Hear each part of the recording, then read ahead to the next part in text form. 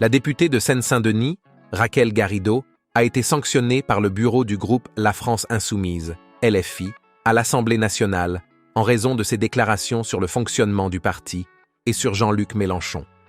Cette décision a été annoncée le mardi 7 novembre dans un communiqué de presse que France Insoumise a partagé avec France Info. Suite à sa convocation lundi, l'élu a été auditionné pendant 1h30. À l'issue de cette audition, le bureau du groupe LFI à l'Assemblée a décidé d'interdire à Raquel Garrido de s'exprimer au nom du groupe lors des travaux parlementaires pour une période de 4 mois.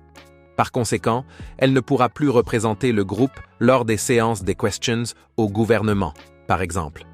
Cette sanction a été infligée à la députée pour des propos qui ont été jugés préjudiciables au bon fonctionnement collectif du groupe et de ses membres plutôt que pour la défense de ses idées.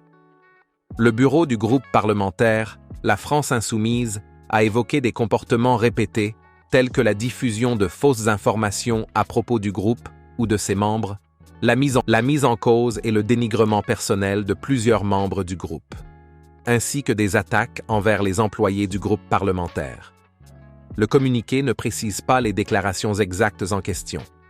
Ces derniers mois, Raquel Garrido avait exprimé des critiques sévères à l'égard de Jean-Luc Mélenchon dans les médias, estimant notamment qu'il avait nui au mouvement. Le 22 octobre, elle avait affirmé sur France Info que Jean-Luc Mélenchon a de loin cherché à mettre des coins entre nous et les organisations syndicales et entre nous et les autres partis de la NUP.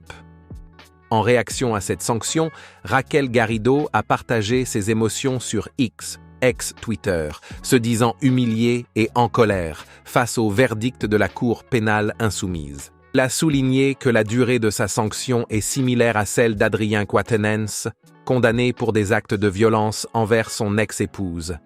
Elle estime que cette décision résulte de son engagement en faveur du non-cumul des mandats, de ses critiques envers la communication d'Adrien Quatennens orchestrée par Sophia Chikirou et soutenue par Jean-Luc Mélenchon, ainsi que de sa défense de l'unité du mouvement syndical et de la France insoumise pendant le mouvement des retraites, alors que la direction de LFI semblait davantage privilégier la division.